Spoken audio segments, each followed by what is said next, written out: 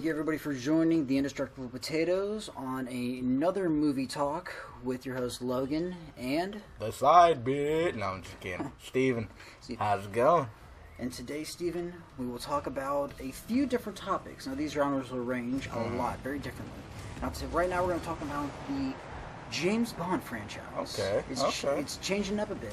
Changing up a bit quite drastically, mind you. What are we talking about changing up? Like, we talking about one or two things, a car, or are we talking about a whole We're talking character? about the actor. Oh, okay. Daniel Craig might be replaced. What the fuck? By Tom Hiddleston. Bro, I'm so behind on my news. I really do suck, but okay, let's just get into it.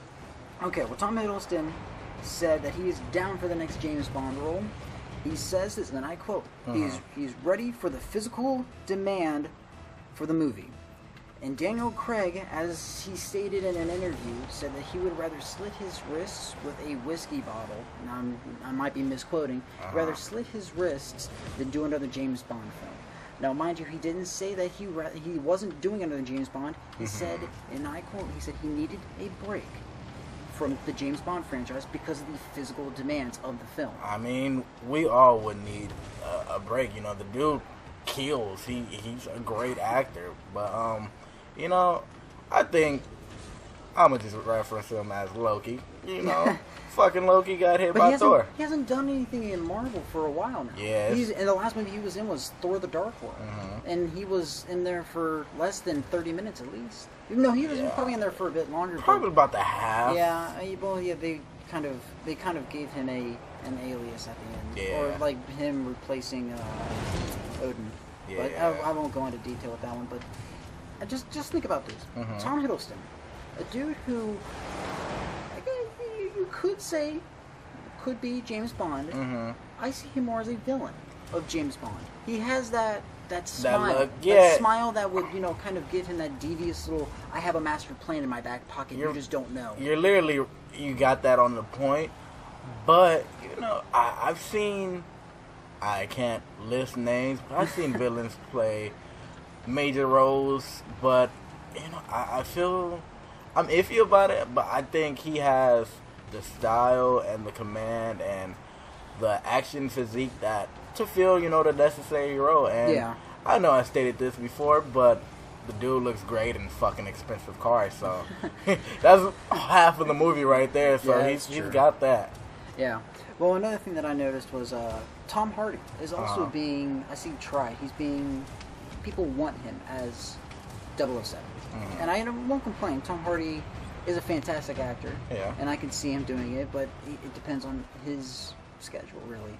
He's in Mad Max. I think he's got 5 more installments of that coming out. I think I actually might rather him. In the next few years, but I would honestly rather see him doing that other than Tom Hiddleston. I think I can agree with that. He's more that image of, I can see him do it. He's like really immediately. I think we all can view that. I definitely want people to experiment with film and try different people, but they've got to do different things. Yeah, exactly. I would say I think they've got to. I think it's been a different director every time. It's been, directed and shown into theaters. I know I might get condemned for this, but like I didn't even see Spectre. I saw my parents bought it and I saw it, and I'm not gonna lie, it was a decent film for a 2-hour film. It wasn't bad, but it was just a bit. And our friend Corey would agree with, and I agree with him. It was a bit. They were trying to cram too much into it. I can see that, yeah. And they seem to do that a lot with a lot of 007 films. Yeah, but it's hard not to. Actually, they can't not do that. They have to have some sort of aspect. But then again, the only way that what was his name? Christoph Waltz will come back into 007 is only if Daniel Craig does. And Daniel Craig is a phenomenal actor, and I love him to death, but I would like to see him grow as a villain. Or even have Tom Hiddleston as his, associate at some point in time. But that's just me speculating. I can see that. It's always that. It'd be a nice turn of events. Yeah. It'd be nice. All right, well, next... It'd be quaint. Yes, it would be quaint. All fancy-like. All right, well, next we have Simon Pegg has joined in cast for Ready Player One. Oh, yeah. Did you read the book? I have not. All right, well, that's just... I didn't read the book either, so we're just going to go ahead and say that as a little informative bit. I didn't read the book, so I know nothing of it. I've been too busy reading manga. That's what I do with all my life. So Alright. you know, I'm gonna just admit it. At least you're honest, Steven. That's what we. All right. Next, we're going to talk about games being made into movies. Let's jump right into that. This is a big that's topic. some shit right there. That's all right. Dog shit, good shit, bad shit, bat shit. All right. All right. So the director of Bethesda has come out to say that he is not opposed to the idea, nor is he for the idea of a Fallout 4. Not a Fallout 4, I'm sorry. A Fallout movie. I'm about to say that would be a nice name, see? Oh yeah, because Fallout 4, no, apparently Fallout 5 is already in development, but yeah. that's only because someone leaked information about it, and I won't go into that one. But apparently the director of Bethesda says that he is not opposed to it, but he's not absolutely in favor for it. Oh, yeah. And then again, the writer of the Metro 2033 books says that he's been down for a movie, aspect of the games, because I think I'm quoting, he said that he has not found a good director for the movies. Have you played Metro 2033 at all? The Russian-based Soviet World War III post-apocalyptic land with demons and whatnot. People dying. Yeah, I played the first one. It was a phenomenal game, but I'm not. Probably got to replay it. Yeah, it wasn't bad. But what do you think about games being made into movies? If back in the days when fucking Blockbuster was around and I would rent it games, it was a bunch of Marvel games and a bunch of other movie games that were going around, and I absolutely despise them. But it's a new age, I actually think Metro for sure would probably be a good idea. Do you think do you think they would use green screen, or do you think they would use on-set location? We've both, mind you, we've both been in a film minor class to the point where we understand some film aspects, and we love films dearly. If you haven't really caught on to it, but we absolutely adore films to the point where it's cancerous. You can't put Russia on a green screen. Yeah. I'm gonna just state that. Do you think they would be able to use Russia? Do you think they would actually ask the Russian government to actually film in their area?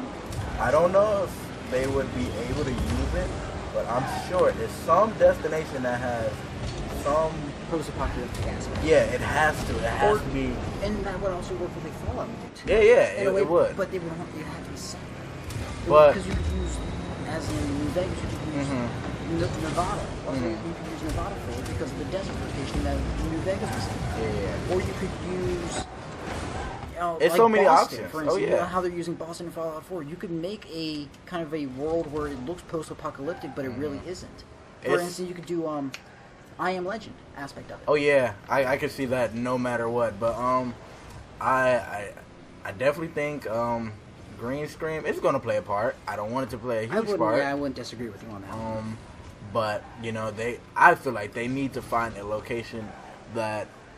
Do you think our technology is, technology speaking, do you think they would be eating the judgment from people who have played the games and worship these games religiously would look down upon a movie that doesn't take that kind of aspect of a game into a film? Like, for instance, in Fallout 4, if they messed up on the vault suit, and if it wasn't like the correct, and I'm saying this because I know some people are very touchy about it, if it wasn't the correct tone of blue, or the lines of the yellow weren't right, or the characters weren't built so developed enough that people didn't understand what was happening. See, I think that's all on the director, but I feel like you do need to follow those standards. Maybe not the exact shade of blue. Maybe not coloring. I can see that, but suit wise, you want to get close to exact. It's always good to experiment with film. Yeah, it would make sense. But its origin is the game, like say for superhero movies. Its origin is the comics. Yeah. You have a criteria and to they follow. have to start from somewhere. Yeah, you can't just exactly. start from a point of view where you're stuck in it. But I'm going to go ahead and reference Snowpiercer, for instance. If you ever saw that was a fantastic movie with Chris Evans in it, who plays Captain America. I don't know why I haven't watched it. It's a great movie. It was actually by a Korean director, I believe. It was his first English film, mind you. Little fun fact. But it was actually a great. I love this movie. But on other terms, The movie was set on a train. Now, this train was very set in a post-apocalyptic land where they tried to stop global warming and instead cause global freezing. That's the kind plot of funny. And they were all stuck on a train. And they had to survive on a train and live on it. But the thing with that I liked with it, it looked post-apocalyptic in the train. At the end of the train, they made it so dark it actually could look like a part from Metro 2033. Yeah, you know, you gotta have that. You gotta have that look. You gotta have that darkness. You gotta have that viney look, cause that overgrown, maybe not like a live They plant have to make looking. it look distorted. Exactly. They have to have a certain coloration to it. You gotta have that. I think in Metro 23 there weren't any bold colors that actually stood out in the film. I think it was all, or in the game, sorry. I think it was all dark. And, It's just you know, like my outfit. No, I'm just kidding. But yeah, it really depends on how they take a film and develop on it. And if you're gonna compare things like Metro and Fallout, I think it's a big difference because But they're somewhat of the same genre. yeah, of course there's somewhat of the same genre, but I forgot what I was about to say, but I feel like, you know, Fallout, we all know that, it's so many options to Fallout. I'm getting my ass whooped, but it's so many options to Fallout that you can do. Probably also the Metro. I haven't played it in a while, but you know, everybody's gonna harp on Fallout, no matter what. You know. Do you think the fan base of Fallout and the fan base of Metro, given the fact that I'm assuming most of Metro's fan base and most of Fallout's fan base are the same people, yeah. but do you think there would be a issue with them and how the movie's, you know, made if it's not to their, you know, criteria? There was too much of this. They're not the fucking directors. I gotta say that. And I honestly admit, I guarantee green screen and CGI will play a part in it. Oh, especially with Fallout, making an actual robot in the green screen. And I hit on green screen a lot because I'm not a fan of it. Because it will make or break a film. Hey, that's very true. But the thing is, it will look great in a way. It would be looking amazing if you could have, hell, a Deathclaw come at you, but it's this dude, and he's, you know, CGI'd, and he's just amazing. I would love to see how they portray him, especially if they got someone from like Disney to do it, and for instance, I'm going to use Monsters Inc. Yeah. If they got the same dude who animates Sully's hair, because that's an individual hair. Yeah. You can see those fibers on his hair. But if they got the dude I'm who gonna be animated doing that shit, I can't do that. if they got the dude to animate that, to animate a Deathclaw or anything for that point, would be amazing to see. I'd be a fan of it. I think, like I said, you know, it's definitely a good option to go. They're gonna complain no matter what. Critics are gonna say this isn't this, it doesn't fit that. It's gonna be, you know, those odds ends. But all in all, people are most likely gonna say that wasn't a bad movie. But that depends on how people review it. Very true, very true. And how it's built. Yeah. And how the script is built. There's a lot of things, Steve. It's like fucking building a whole new product out of fucking Legos that you got individually from a bunch of different packs. One piece from one. You don't know what the fuck you're gonna make. Yeah. I'm gonna make a bird. I'm gonna make a train. You can't make a fucking train. Yeah. Well, that's all we have time for today, Steve. God damn it. All right, well, I'd like to thank everybody for joining us on another movie talk about, movie talks about games, about Tom Hiddleston, about Trains. Simon Pegg, and about trains. But I'd honestly like to say thank you, Steve. That was a nice talk. And if you guys could leave a like, comment, and subscribe below and tell us how you think about our movie talks, that'd be great, and we will take any feedback that we can get. Let me know if you have trouble playing with Legos. It's not a disease. Thank you guys for joining us, and we will talk to you next time.